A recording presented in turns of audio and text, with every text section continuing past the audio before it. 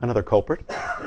Oh, the Hep B vaccine. But you know, there are people in New York who these nurses are telling them that they cannot leave the hospital with their child unless they give them the Hep B vaccine. They will call the Department of Children and Families on them.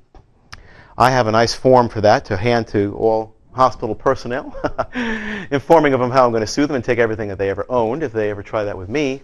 And we'll talk with you about how you can do that. But I'll tell you, in New York hospitals, getting bad in some of them.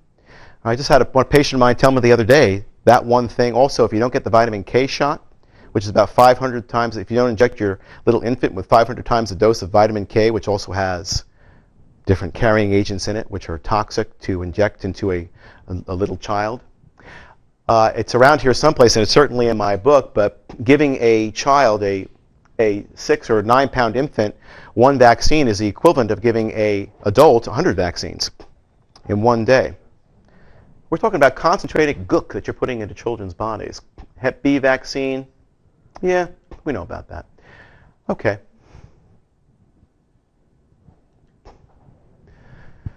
Since the vaccine, hepatitis, meningitis, HIV meningitis has declined, but other types of meningitis have increased to levels higher than before the HIV vaccine was used. This is, again, medical research, and a lot of these guys like to tell you things subtly. This is all just a paper war, folks.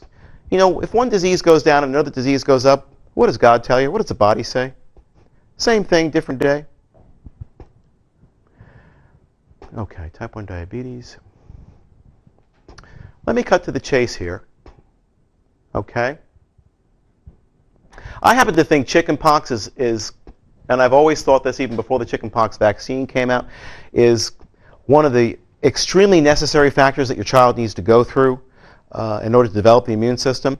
My daughter has not got chickenpox yet, and she's 3. Once again, I have 2 amazing unvaccinated kids. My son got chickenpox right around 3.5 years old, went to sleep on the couch for 36 hours and didn't move. Had it all over the different parts that he had it, and just, you know, Alex always has an abundance of energy, but he just went like this. Boom. And he just went out. You know, and it's, as a parent, that's concerning, you know. A little bit of a fever, you know, don't get much of it, itched a bit, went out, and then guess what happened? On the 37th hour, he rose.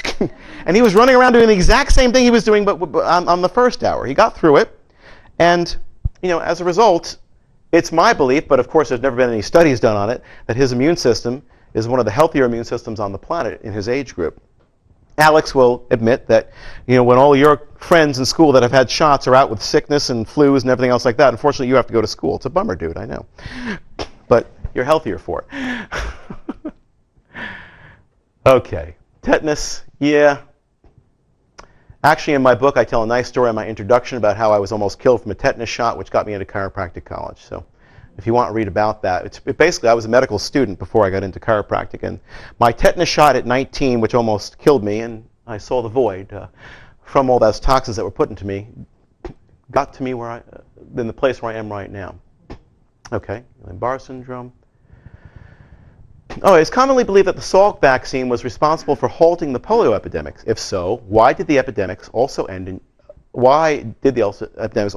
Europe, where polio vaccine was not so extensively used? Did you know that in Australia there was absolutely no polio?